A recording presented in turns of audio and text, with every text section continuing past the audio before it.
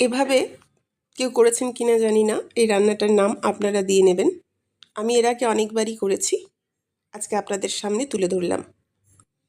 Gas প্রথমে গরম জেলে নিয়ে কড়াই বসিয়ে তেলটা গরম করে নিয়েছিলাম। তারপরে গ্যাস বন্ধ করে তেল ঠান্ডা করে নিয়েছি। এবার ওই তেলের উপরে তুলে দিলাম মাংস, ছোট ছোট করে কাটা, আর বেশ খানিকটা চিংড়ি মাছ। সাথে দিলাম দই, হলুদ, আদা, পেঁয়াজ, রসুনের বাটা, সাথে ছিল কাঁচা লঙ্কা আর শুকনো লঙ্কা, গোলমরিচ। দিয়ে নিলাম বেশ খানিকটা লেবুর রস।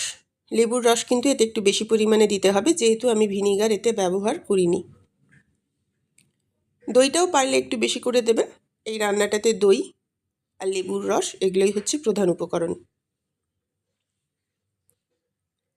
এবার আমি অন্যদিকে একটু রান্না চাপিয়েছিলাম বলে ওদিকে সরে গেছিলাম। এই মাংসটাকে বেশি কিছু কষ্ট করে রান্না করতে একদমই হয় না। উপর থেকে দিয়ে নেব মেথি পাতা আর লঙ্কার গুঁড়ো। শুকনো লঙ্কার গুঁড়ো যেহেতু দিচ্ছি, কাশ্মীরি লঙ্কা নয় এটা, তো যে যে পরিমাণ ঝাল খাবেন সেই হিসেবে দিয়ে নেবেন। আর দিলাম আমচুর পাউডার আর গোলমরিচ। এই উপকরণগুলোই যদি খুব মন দিয়ে কেউ দেখেন তাহলেই রান্না একদম দারুণভাবে হয়ে যাবে। দিয়েছি বেশ খানিকটা তন্দুরির মশলা।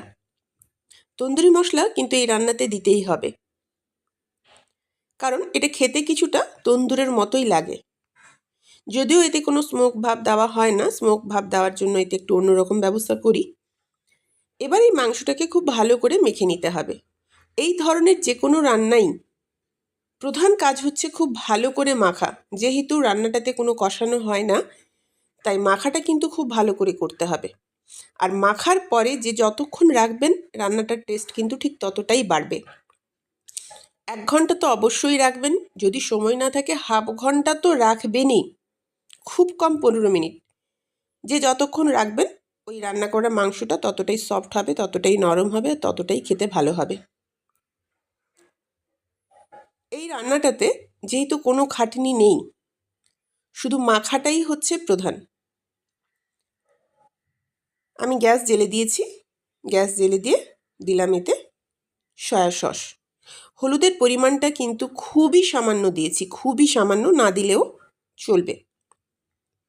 যেহেতু দই দেওয়া আছে, মাংসটার থেকে একটু জল বেরাবে। তাও বলবো বেশ একটুক্ষণ ঢাকাটা দিয়ে রাখবেন, তারপরে চেষ্টা করবেন ঢাকা খুলে রান্না করার। আমি টেস্ট করে দেখলাম ঝালটা একটুও হয়নি, তাই কয়েকটা কাঁচা লঙ্কা আর আরও অল্প শুকনো লঙ্কার গুঁড়ো আমি এতে দিলাম। বলেছিলাম না মশলাগুলো একটু বারবার টেস্ট করে দিতে হবে এতে, কারণ একসাথে গোলমরিচ আমচুর বেশি আমি দিইনি, তাই অল্প অল্প করে আবার লাগলে আবার দেব। আবার আমি এতে আমচুর আর গোলমরিচ দিয়ে নিলাম। আবার দিচ্ছি বেশ খানিকটা লেবু আর তন্দুরি মশলা। তন্দুরি মশলা কিন্তু মাখার সময়ও আমি দিয়েছিলাম, আবার রান্নার সময়ও দিচ্ছি। এবার এটাকে একটাই কাজ হচ্ছে শুকনো করে ভেজে নেওয়া।